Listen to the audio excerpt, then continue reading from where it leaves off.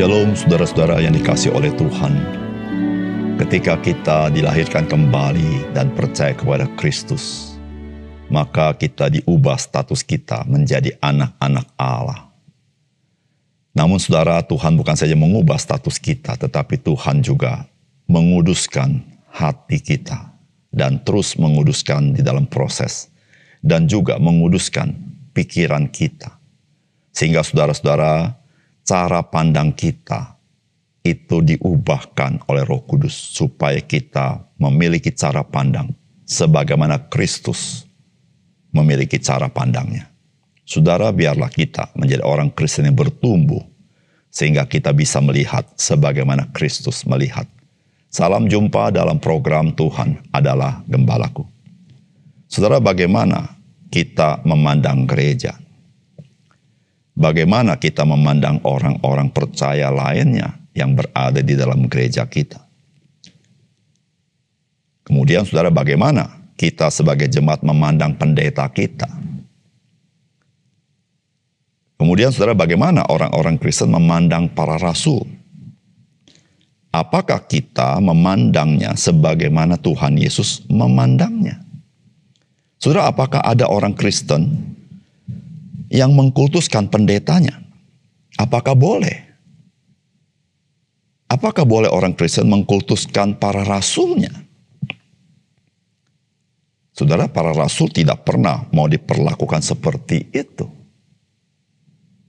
Benar bahwa Tuhan memakai secara khusus para rasul untuk meletakkan dasar, yaitu Kristus melalui inspirasi Roh Kudus dengan menuliskan kitab suci. Namun tidak sama artinya bahwa mereka itu dikultuskan. Benar bahwa Tuhan memakai pendeta untuk memanggilnya secara khusus dalam pekerjaan Tuhan. Namun apakah boleh dikultuskan? Atau sebaliknya, yaitu yang ekstrim. Apakah boleh orang Kristen memandang pendeta sebagai tenaga kerja yang dibayar oleh gereja? Padahal Alkitab ajarkan bahwa mereka itu adalah ditempatkan Tuhan untuk menggembalakan dan mengajar gereja. Saudara, jika orang Kristen memandang seperti itu, bagaimana jikalau pendeta itu bersikap seperti itu, yaitu tergantung bayaran? Bukankah gereja menjadi celaka? Saudara, apakah Tuhan Yesus memandang seperti itu? Saudara, ingatlah, Tuhan Yesus membangun gerejanya dengan pengorbanannya di atas kayu salib. Dan Tuhan Yesus mencurahkan Roh-Nya yang kudus kepada gerejanya. Supaya gereja menjadi keluarga Allah, yaitu keluarga rohani. Dan seluruh orang percaya, siapapun dia, menjadi saudara satu dengan yang lain. Saudara, mari kita membaca Markus pasal 3 ayat 31 sampai 35. Lalu datanglah ibu dan saudara-saudara Yesus sementara mereka berdiri di luar, mereka menyuruh orang memanggil dia. Ada orang banyak duduk mengelilingi dia, mereka berkata kepadanya, "Lihat, ibu dan saudara-saudaramu ada di luar dan berusaha menemui engkau." Jawab Yesus kepada mereka, "Siapa ibuku dan siapa saudara-saudaraku?" Ia melihat kepada orang-orang yang duduk di sekelilingnya itu dan berkata, "Ini ibuku dan saudara-saudaraku. Barang siapa melakukan kehendak Allah, dialah saudaraku laki-laki, dialah saudaraku perempuan, dialah ibuku."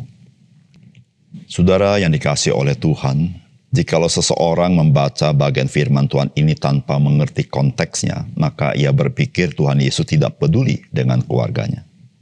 Saudara, Tuhan Yesus menggunakan kesempatan peristiwa ini untuk mengajar sesuatu kepada para pendengarnya, tentu juga kepada kita. Saudara, apakah pesan firman Tuhan bagi kita? Yang pertama, Saudara, Yesus Kristus memberikan teladan bahwa melakukan kehendak Allah adalah mahkota dari kehidupan kita. Saudara, firman Tuhan berkata, "Lalu datanglah ibu dan saudara-saudara Yesus sementara mereka berdiri di luar, mereka menyuruh orang memanggil dia. Ada orang banyak duduk mengelilingi dia dan berkata kepadanya, 'Lihat, ibu dan saudara-saudaramu ada di luar dan berusaha menemui engkau.'"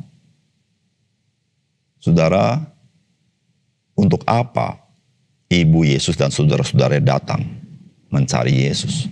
Jikalau kita membaca di pasal 3 ayat 21, maka kita menemukan maksudnya. Waktu kaum keluarganya mendengar hal itu, mereka datang hendak mengambil dia, sebab kata mereka, ia tidak waras lagi. Saudara, tentu kedatangan ibu Yesus dan saudara-saudaranya punya maksud yang baik, yaitu melindungi Yesus Kristus, membawa dia pulang.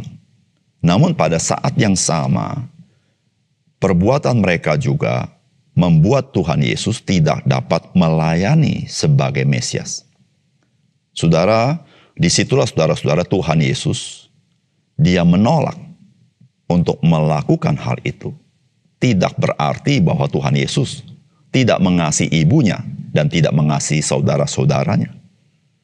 Karena kita tahu, saudara, di dalam peristiwa Kisah Rasul, ibunya dan saudara-saudaranya mengikut Yesus sebagai hamba Kristus. Saudara, di kayu salib, Tuhan Yesus menyatakan dia mengasihi ibunya dan peduli kepada ibunya dan mempercayakannya kepada Rasul Yohanes. Saudara, apa yang Tuhan Yesus ajarkan kepada kita melalui perbuatannya adalah bahwa melakukan kehendak Allah itu adalah mahkota dari kehidupan kita. Saudara, jikalau engkau dan saya tidak lagi melakukan kehendak Allah, maka engkau sedang membuang mahkota kehidupan itu. Saudara, kemuliaan kehidupan itu adalah melakukan kehendak Allah sesuai dengan panggilan yang Tuhan berikan kepada kita.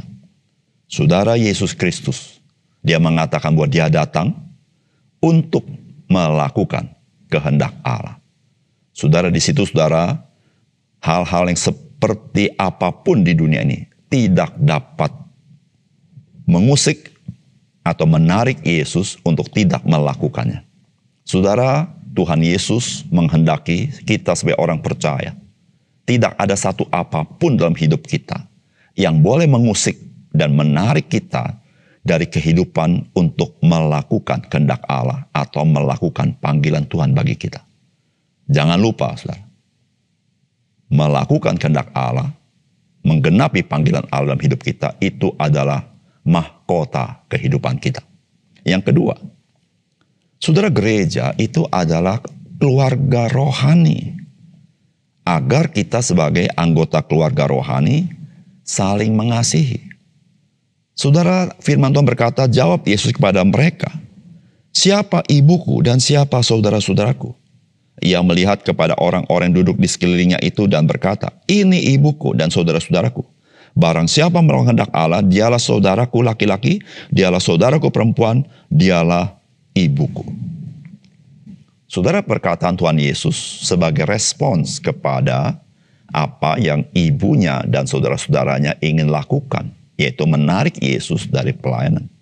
Namun pada saat yang sama, Tuhan Yesus mengajar bahwa apa yang Yesus lakukan merupakan sebuah transformasi yang total terjadi. Yaitu, saudara-saudara, bahwa barang siapa yang melakukan kehendak Allah, yaitu mereka yang percaya kepada Kristus, mereka itu adalah saudaranya laki-laki, saudaranya perempuan, dan itu adalah ibunya. Saudara, Yesus tidak bermaksud dia menyangkali ibunya sendiri atau saudara-saudara kandungnya, tidak demikian. Namun Yesus Kristus, kedatangannya adalah supaya manusia yang berdosa, yang tidak rohani, yang mati rohani, ditebus, yaitu dengan dilahirkan kembali Roh Kudus. Sehingga saudara, kita orang percaya, dibangunkan rohaninya, dibangkitkan rohaninya. Dan saudara, kita semua menerima Roh Kudus dalam hidup kita. Dan kita menjadi keluarga rohani. Saudara, dalam keluarga rohani inilah saudara-saudara kita mengenal Bapa yang di surga. Dia adalah Bapa kita, di mana kita boleh datang kepadanya di dalam Kristus. Dan saudara, dalam keluarga rohani ini, setiap orang-orang percaya, kita setara, kita sama, meskipun masing-masing kita mempunyai panggilan yang berbeda-beda. Dan saudara, ada satu hukum yang perlu kita hayati, kita hidupi sebagai keluarga rohani, yaitu hukum Kristus, yaitu hendaklah engkau saling mengasihi satu sama lain. Saudara, di dalam gereja, masing-masing kita mempunyai panggilan berbeda-beda. Ada orang yang dipanggil dan ditempatkan Tuhan menjadi gembala atau pendeta. Ada orang ditempatkan Tuhan menjadi penatua di sana.